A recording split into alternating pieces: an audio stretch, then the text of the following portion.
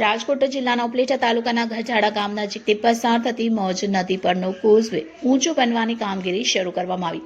ચોમાસા દરમિયાન મોજ ડેમમાંથી પાણી છોડવામાં આવતા મોજ નદી પરનો કોઝવે પાણીમાં ગરકાવ થઈ જતો હતો, તો સ્થાનિકોની રજૂઆત અને મીડિયા દ્વારા પ્રસિદ્ધ કરાયેલ અહેવાલને પગલે સરકારે કોઝવે ઊંચો બનવાની મંજૂરી આપી છે। કોઝવે ઊંચો બનાવવાની કામગીરી શરૂ થતાં લોકોમાં ખુશીનો માહોલ જોવા મળ્યો છે। ચોમાસામાં કોઝવે પર પાણી ફરી વળતા લોકોને અવરજવરમાં હાલાકી ભોગવવાનો વારો આવતો હતો, જેથી કોઝવે બનવાની કામગીરી શરૂ થતાં સ્થાનિક લોકો એકબીજાને મીઠાઈ ખવડાવી અને મોઢા મીઠા કરાવ્યા। ઉપલેટા તાલુકાના પૂર્વ સરપંચ ગઢાડા ગામના નારાયણભાઈ આહિર આજે છેલ્લા 4 વર્ષથી સતત નવા પુલ બાબતની અમે રજૂઆત કરતા હતા, ત્યારે આ પુલ મીડિયા છેલ્લા 4 વર્ષથી એક ધારું સતત ચલાવેલ હોય, જેથી અમે મીડિયા તમામ ચેનલોને અખબારોને ખૂબ ધન્યવાદ પાઠવીએ છીએ।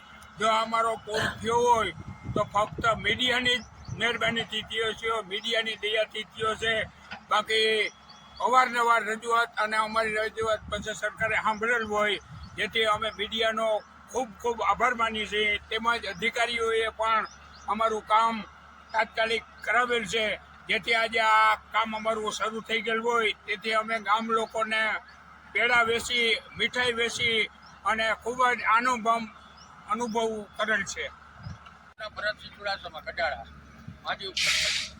આ અમારા ગઢાડા ગામમાં પુલ બનાવવા માટે અમારે મીડિયા અને નારાયણભાઈનો ખૂબ ખૂબ અભિનંદન આપીએ છીએ, કારણ કે આ 4 વર્ષથી આ પુલ માટે અમે અખબારોમાં અને સરકારને ખૂબ ખૂબ વાત કરેલી, છતાંય કોઈ જવાબ આપતું નથી, પણ મીડિયાએ અને અખબારોએ આ કામ અમારું કરી દીધું અને અમારા નારાયણભાઈને ખૂબ ખૂબ એના માટે અભિનંદન આપવા જોઈએ।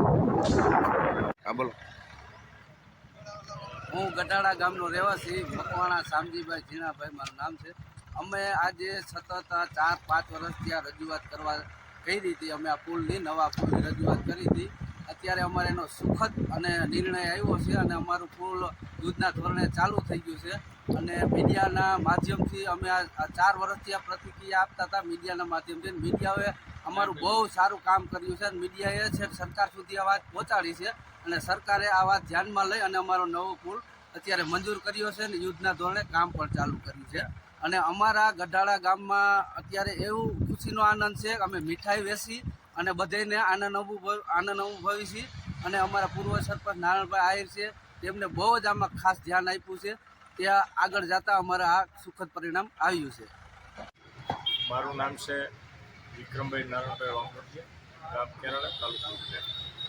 આજરોજ જે આપણે ગઢાડાનો જે પુલ મંજૂર થઈ ગયો, કામ પણ ચાલુ થઈ ગયું છે, તો અવારનવાર એટલે રજૂઆત જે પૂર્વ સરપંચ નારાયણભાઈ આહિરે બહુ રજૂઆત કરી અને લગભગ મીડિયાવાળા, આમ તો હું મીડિયાવાળાને ધન્યવાદ આપું છું એટલા માટે કે મીડિયાવાળા ચાલુ વરસાદે સતત રસ્તા બંધ હોય તો પણ ચાલુ વરસાદે મીડિયાવાળા આવી અને પરિસ્થિતિને ધ્યાનમાં રાખી અને ખૂબ મહેનત કરી છે, તો મીડિયાવાળાને ધન્યવાદ આપું છું। અને અમારે પણ એક જોડતો રસ્તો થઈ ગયો છે, તો આ પુલ છે દરેક ગામને અવરજવર કરવા માટે કાયમી બહુ લાભ થાય।